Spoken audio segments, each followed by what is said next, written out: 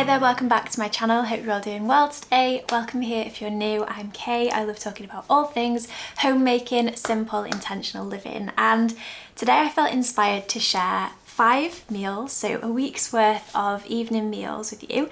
Here in Yorkshire we like to call it tea, so my tea meals. I wanted them to be a reflection of meals we make all the time, things that are simple, easy, cost effective, you know, mostly healthy, not 100% healthy. You're not going to see any salads here today because we are in the depths of winter, and I like to have my diet reflect the seasons. And I think in winter we need stodgy, warming, delicious stews and gorgeous spiced foods. So that is what this video is going to be. I really hope you find it helpful. These are meals I make week in, week out. Some of them are ones I make in a pinch when we've run out of food and I just don't know what to make. So hopefully you find this helpful. Let me know if you do and if you want me to make more like this. But without further ado, let's crack on with the video. So first off, we've got sausage casserole, my favourite. I just use these packet mixers because they're super quick and easy. I've got loads of them in the cupboard to get through to, but at some point would like to try making my own. So if you've got a recipe for an easy sausage casserole, then let me know. So just following exactly what it says to do. So adding in an onion, and I'm just going to chop this into long pieces. That's how we prefer it, but you can chop it any way you like. And then popping the mixture in with some cold water, which makes zero sense to me, but it's what it said to do, so there we go. Just giving it a good mix up. Then I'm just going to add my onions into my sausages. It just says to brown the sausages, so that's what I've done. You could just pop all this into the pan and just put it in the oven and it would be absolutely fine, but browning the sausages and the onions just gives it that depth of flavour that is just so delicious. So just add in the sauce on top, and then I'm going to pop it into the oven, and I'm popping it in there for about 40 minutes to 50 minutes. Basically the sausages are cooked, so it's just going to bring out loads of flavour and make the entire house smell absolutely gorgeous.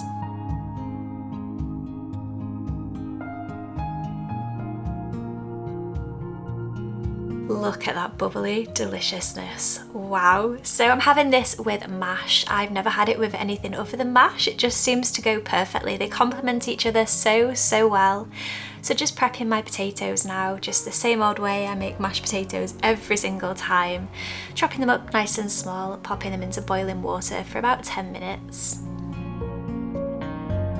We're having this with some green beans. I always try to have something green with each meal. I don't always succeed, but I do love green beans. They really agree with my digestion, and they're a great complement to this dish. I'm popping them in the air fryer, which I wouldn't do again. I cooked them on about 180 for I think it was like 7 minutes, and then I forgot to take them out, so they got a little bit overcooked. So yeah, I might just stick to boiling them next time. But I'm just dishing this up now. I put loads of pepper and butter and milk into our mash, and it's just divine. It's literally the best comfort dish that you could ever ask for. It goes down a treat and it's so yummy.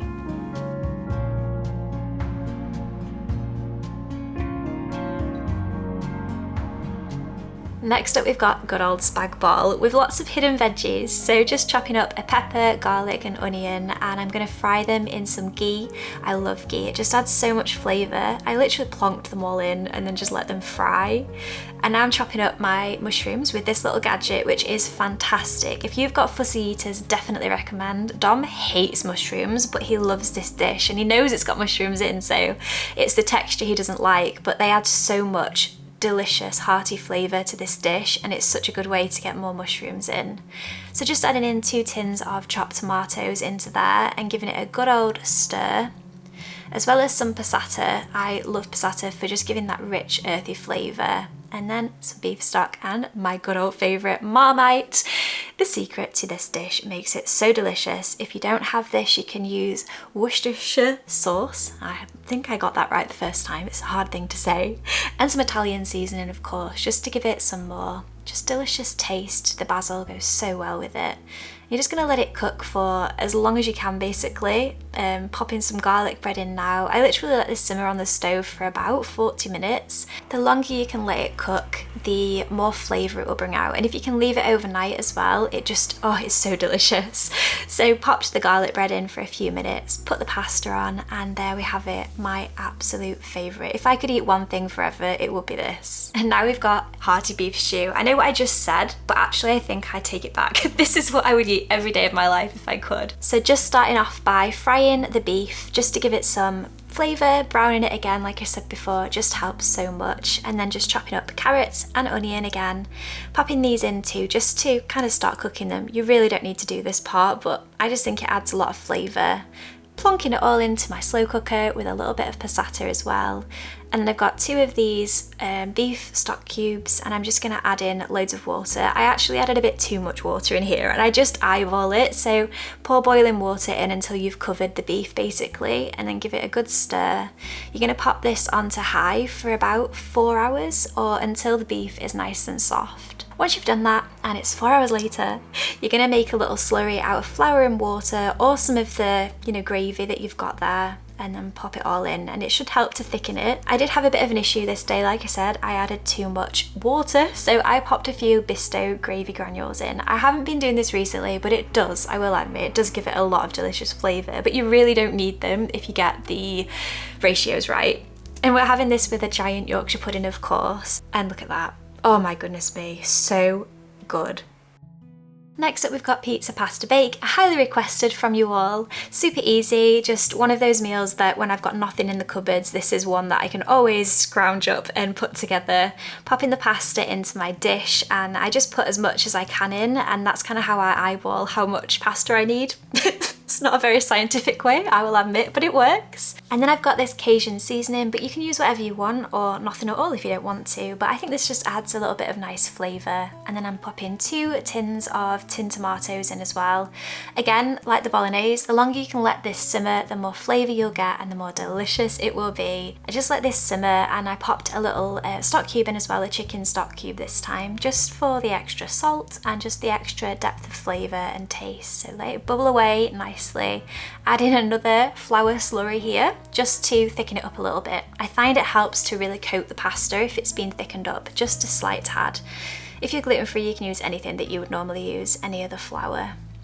Once the pasta's cooked, you're just going to drain all the water away and then pop it into the dish, giving it a good old stir. One thing I forgot to say is when you are doing the tomato part, pop some pepperoni in there, and it just gives it loads more flavour. I actually forgot to do that part.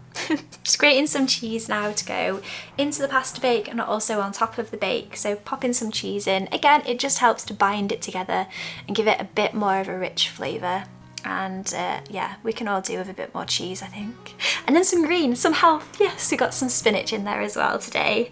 So popping this all into my dish, it just fit. I told you, it never fails.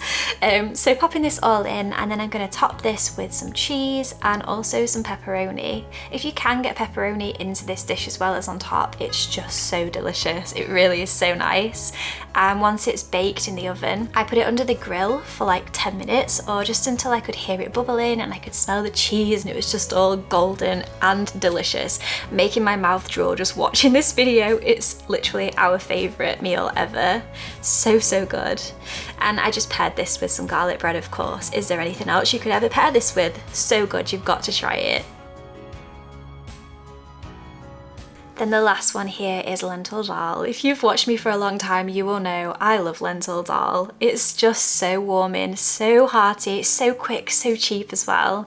You're just gonna mash some garlic. I love this tool. I'll leave a link to it down below, but it's fab. It makes garlic pressing so easy. Oh my gosh.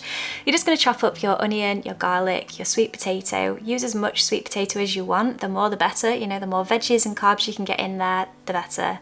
I'm gonna pop this into a pan with some ghee and just give it a good stir. Basically, your aim here is just to soften all the vegetables. And then I'm just gonna pop some veggie stock cubes in. I actually read the instructions wrong, and I only did half a litre of water for 2 stock cubes, but later had to add more water in. So I would say maybe you need about 800 mils of water.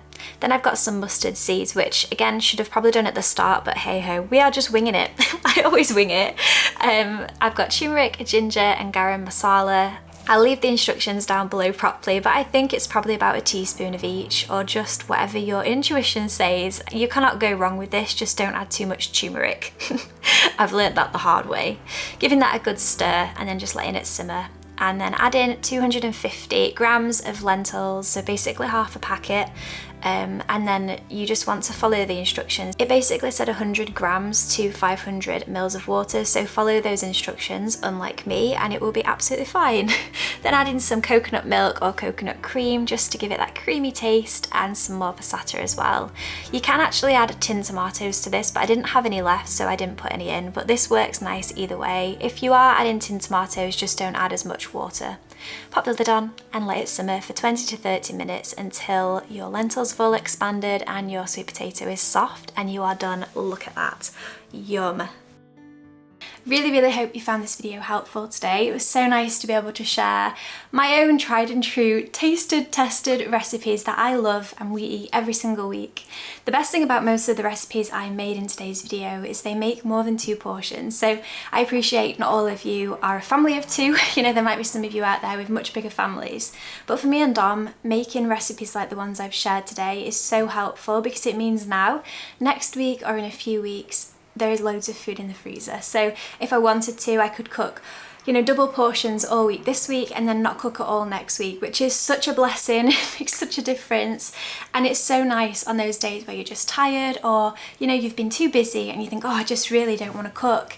It's so much better and more cost effective than getting a takeaway or, you know, a ready meal from the supermarket, and so much healthier for you as well. So I really hope you found this video insightful and helpful. Hope it gave you some motivation to cook some meals yourself if you've fallen out of the habit, because it's so easy to do so. You know, it's so easy to get in a slump and just be making the same recipes over and over. I am guilty of that. These recipes are all my, you know, make all the time recipes, but hey, they're delicious, so what more can you want from life? Anyway, that is it from me. Thank you so much for being here. Thank you for watching. I'll leave my other playlist down below with my other videos where I've spoken about meals and given some ideas and stuff as well. So thank you for being here. Thank you for watching. Subscribe if you haven't already, and I'll see you all again in my next video. Bye.